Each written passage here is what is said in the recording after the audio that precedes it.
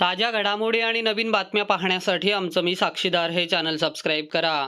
गुरुवारी मध्यरात्री 11 वाजल्यानंतर ते पहाटेपर्यंत बारामती तालुक्यात मोठी खळबळजनक घटना घडली.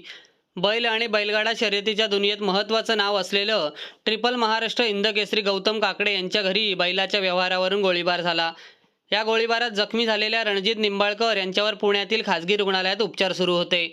मात्र उपचारादरम्यान आज त्यांचा पहाटे मृत्यू झाल्याची प्राथमिक माहिती आहे. काल रात्री 11च्या सुमारास गौतम काकडे यांच्या घरी निंबूत येथे बैलाच्या पैशाच्या व्यवहारावरून गौतम काकडे यांचा भाऊ गौरव याने फलटण येथील सुंदर बैलाचे मालक रणजित निंबाळकर यांच्यावर गोळी झाडली. गोळी लागल्याने निंबाळकर गंभीर जखमी झाले होते. त्यांना सुरुवातीला बारामती येथे व त्यानंतर पुण्यात उपचारासाठी दाखल करण्यात आले. उपचारादरम्यान त्यांचा मृत्यू झाला. या संदर्भात अंकिता निंबाळकर, स्वामी विवेकानंद नगर, फलटण यांनी फिर्याद दिली असून या फिर्यादीवरून पोलिसांनी खुनाच्या प्रयत्नाचा गुन्हा दाखल करण्यात आला होता.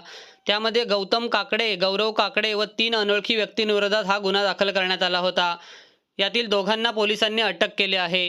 मात्र आता या घटनेतील जखमी निंबाळकरांचे निधन झाल्याने हा गुन्हा आता खुनाचा गुन्हा म्हणून रूपांतरित होईल. या प्रकरणी पोलीस अधिक तपास करत आहेत.